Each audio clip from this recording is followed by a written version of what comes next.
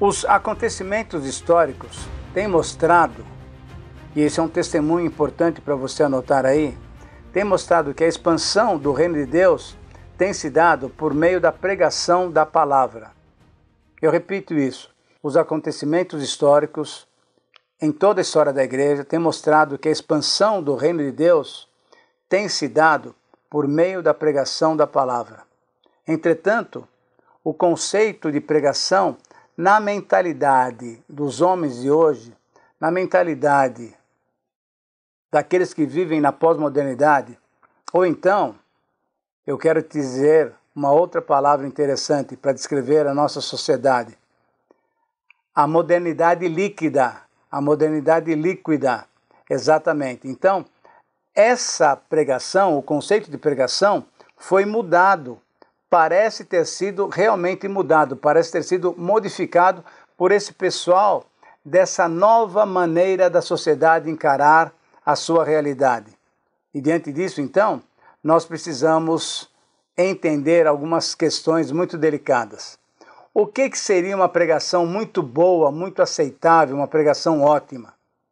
Uma pregação ótima é, ao mesmo tempo, ou deve ser ao mesmo tempo, para essa sociedade de hoje em dia, para esse grupo de pessoas, é uma pregação breve e estimulante. Isso é, curto tempo, e ela deve trazer você para novas experiências. É uma pregação breve e estimulante. Ela deve conter entretenimento e levar o público a um frenesi. Exatamente.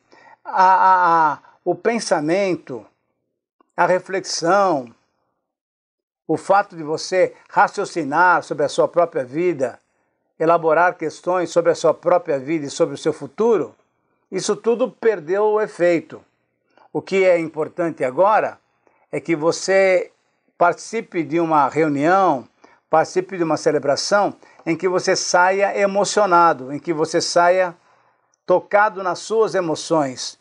E diante disso, então, tudo que você puder fazer para entreter o público ou levar o público a um frenesi, essa é uma pregação, essa é uma mensagem que a turma vai gostar muito. Breve, curta, estimulante, animadora, desafiadora para novos projetos, para que você saia de lá com uma experiência. Não se leva mais a sério eu saí convencido, eu saí quebrantado, eu saí entendendo que Deus requer da minha vida uma certa postura. Não, o que se quer ouvir é que eu saí com uma experiência, eu experimentei algo diferente nessa celebração. E a partir daí, então, novamente, as emoções ocupam primeiro lugar do que a palavra de Deus, que tinha que ter prioridade em nossas celebrações, em nossas reuniões.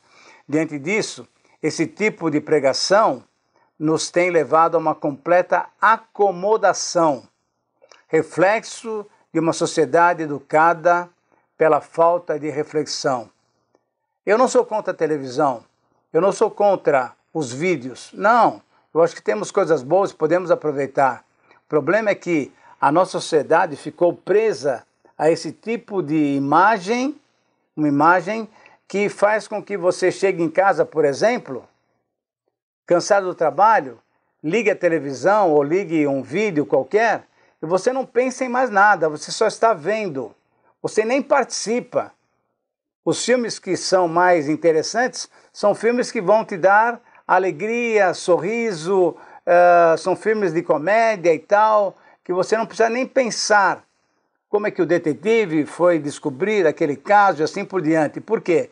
Porque, infelizmente, nós estamos vivendo num tempo em que nós estamos sem pensar, sem refletir, sem raciocinar. Diante disso, então, nós precisamos trazer novamente a Bíblia para o centro das nossas ocupações, para o centro das nossas celebrações, para o centro das nossas reuniões. Palavra de Deus, ela tem origem divina. Palavra de Deus é feita por homens escolhidos, mas ela traz a mensagem divina que Deus quer que eu e você tenhamos como maneira de viver uma vida correta. Eu tenho dito o seguinte, que a palavra de Deus é tão importante como, num certo momento, você vai comprar um televisor, um aparelho celular, um micro-ondas, alguma coisa assim, e você recebe junto com esse aparelho que você comprou, o quê? Um manual de explicações para que você saiba como desenvolver, como usar bem aquele aparelho. Manual do fabricante. Eu tenho dito que a Bíblia é o manual do fabricante. O nosso fabricante, quem nos criou, foi o nosso Deus. E o manual que ele deixou para que eu e você soubéssemos utilizar bem essa peça, que somos nós, foi Deus. Deus é o manual, é o autor do manual do fabricante. A Bíblia é o manual do fabricante. Eu e você devemos colocá-la sempre em evidência. A Rádio Transmundial é um veículo de comunicação presente em 80% do planeta e que tem como objetivo levar as boas novas do Evangelho aos que não a conhecem, bem como dar crescimento e maturidade cristã àqueles que desejam servir a Deus de forma integral. Mais informações em www.transmundial.org.br. Transmundial.